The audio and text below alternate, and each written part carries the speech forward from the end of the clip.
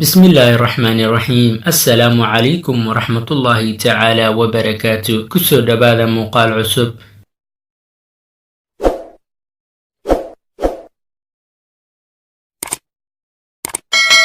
barnaamijkeena maanta waxaynu ku soo qaadan doonaa qiso dhab ah oday xigmad badan. beri baa nin oday ah ayaa u damaashaad teegay webi u dhowaa si uu u soo daawado, waxaana raacay nin ay saaxiibo ahaayeen. odaygii waxa uu fadhiistay webiga dhinaciisa, waxa uuna daawanayay biyaha qulqulaya quruxdooda, wuxuuna sanka la raacayay saxansaxada iyo udgoonka ka soo baxaya biyaha iyo dhirta ku hareeraysan ee uduga iyo uwaxa badan. wuxuuna si kadis ah u arkay dubqalooc biyuhu sitaan, wuxuuna doonay in uu badbaadiyo dubqalooca. laakiin maxaa dhacay? odaygii gacanta ayuu u filiyey dubqaloocii, laakiin dubqaloocii ayaa qaniinay. wuxuu la soo noqday gacantiisa isaga oo qaylinaya oo dareemaya xanuun badan. haddana mar labaad ayuu u filiyey gacantii kale si uu u soo badbaadiyo, haddana gacantii kale ayuu ka qaniinay. odaygii ayaa la soo noqday gacantii kale isaga oo qaylinaya oo ay gacantu aad u xanuunayso. haddana kama uusan quusan, wuxuuna ku dadaalay in uu soo badbaadiyo dubqaloocii, waana uu ku guulaystay. ninkii la socday ayaa weydiiyey, oday, dubqaloocan aad isku mashquulisay ee ku dhaawacay dhowr goor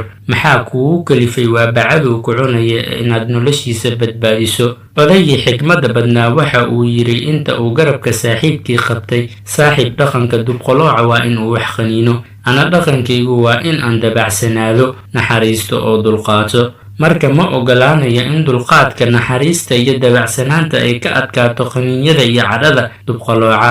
maxaadse adigu u rabtaa inaan ku raaco dabeecadiisa cadhada iyo xanaaqa ah oo dabeecadeyda aan bedelo? xigmadda qisada: in aan lagula dhaqmin dadka dhaqanka xunxun dhaqankooda oo kale, in wixii xumaan ah ee cid kale kuu geysata lagaga jawaabo wanaag, in dulqaadku uu yahay kan kaa badbaadinaya dadka kale ee kula dagaalamaya, in cidii qodax kuu daadisa adigu aad gogol u fidiso. ugu dambeyn, odaygan xigmadda badan wuxuu ina baray cashir la yidhaahdo: ciddii ku xumaysa wanaaji, ciddii sun ku siisa subag waraabi. midka i dhegaysanayow, isweydii, dulqaadkaagu ma yahay mid aad acfido cidday ku xumaysa, mise waxaad jeceshahay mar kasta inaad aargoosato?